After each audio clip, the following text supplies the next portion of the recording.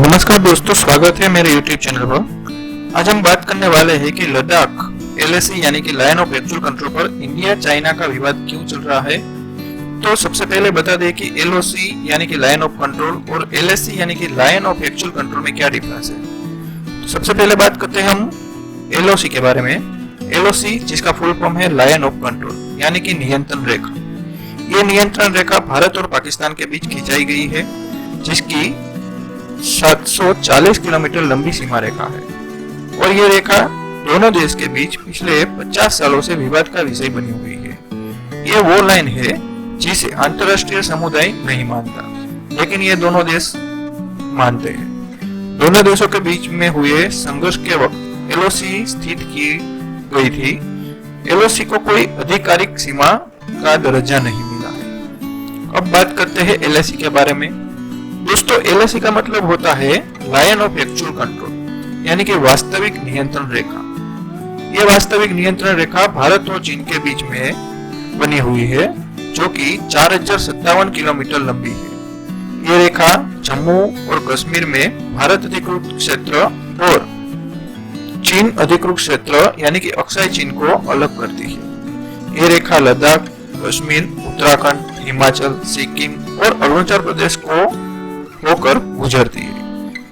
दोस्तों, ये एक प्रकार की सीज फायर रेखा ही है, क्योंकि 1962 के युद्ध के बाद भारत और चीन दोनों देशों की सेनाएं यहाँ तैनात थी और तभी से इसे वास्तविक नियंत्रण रेखा यानी कि एलएसी मान लिया है। इसका मतलब ये हुआ कि जिस जमीन पर भारत की सेना खड़ी थी वो भारत के हिस्से में आ गया और जिस जमीन पर चाइना की सेना खड़ी थी वो हिस्सा चाइना में आ गया। हालांकि चीनी ड्रैगन ने ये लाइन को कभी भी समर्थन नहीं दिया है, क्योंकि उसे अधिक से अधिक प्रदेश को हड़पने की लालसा है। तो दोस्तों, अब आते हैं हमारे मेन टॉपिक पर कि इंडो चाइना बॉर्डर पर आखिर क्या चल रहा है। तो वीडियो शुरू करने से पहले जल्दी से सब्सक्राइब का बटन दबा दीजिए और पास में दिए गए बेल आइकन को भी दबा दीजिए, ताकि हमारी अगली वीडियो की अपडेट आपको मिलती रहे। दुनिया भर में कोरोना वायरस की महामारी देने वाला चीन इंडो चाइना बॉर्डर पर युद्ध की तैयारी कर रहा है। चीन के राष्ट्रपति शी जिनपिंग ने अपनी सेना को युद्ध के लिए तैयार रहने को आदेश दिए हैं। वहीं सीमा पर जारी तनाव के बीच भारत सरकार भी हरकत में आ गई है। लेकिन क्या आपको पता है कि चीन क्यों भारत से चिढ़ा हुआ है? अगर नहीं पता है तो मैं आपको बताता हूँ। चाइना अपने सीमा के नजदीक के विस्तारों में तेजी से इंफ्रास्ट्रक्चर का विकास करता आया है, तो दूसरी तरफ भारत भी अब बॉर्डर इंफ्रास्ट्रक्चर पर जोर दे रहा है।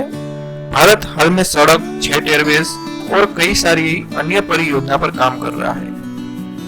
फॉरवर्ड एरिया में सैनिकों और युद्ध सामग्री की तेजी से मूवमेंट सुनिश्चित करने के लिए पिछले कुछ सालों से भारत ने बॉर्डर इंफ्रास्ट्रक्चर पर लगातार सुधार करता आया है और यही बात जिनपिंग को बाज नहीं आ रही है। मौजूदा तनाव की असली वजह भी यही है।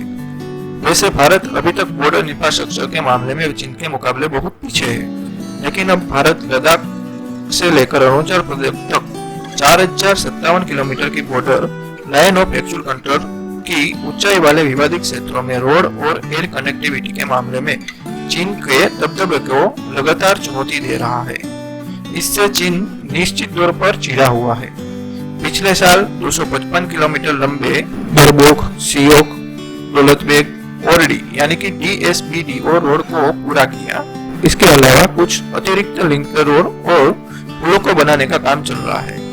इसको देखते हुए भारत और चीन के बीच में विवाद बढ़ गया है।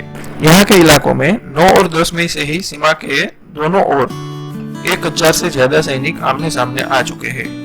हालांकि दोनों देश राजनयिक के स्तर पर इस विवाद को सुलझाने में जुटे हुए हैं। साल 2017 में डोकलाम में भारत चीन के बीच सैनिकों की सीमा पर हुई भिड़ंत के सबसे तनावपूर्ण दौर के बाद लद्दाख सीमा क्षेत्र में चीनी सैनिकों का भारतीय सीमा क्षेत्र में अतिक्रमण सबसे गंभीर मसला बन गया है।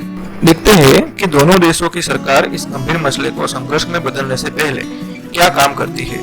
हालांकि अमेरिका के राष्ट्रपति डोनाल्ड ट्रंप ने भी इस मसले में मध्यस्थी बनने के लिए ऑफर किया है, पर अभी तक दोनों देशों में से किसी ने भी इसके बारे में कुछ प्रतिक्रिया नहीं दी है।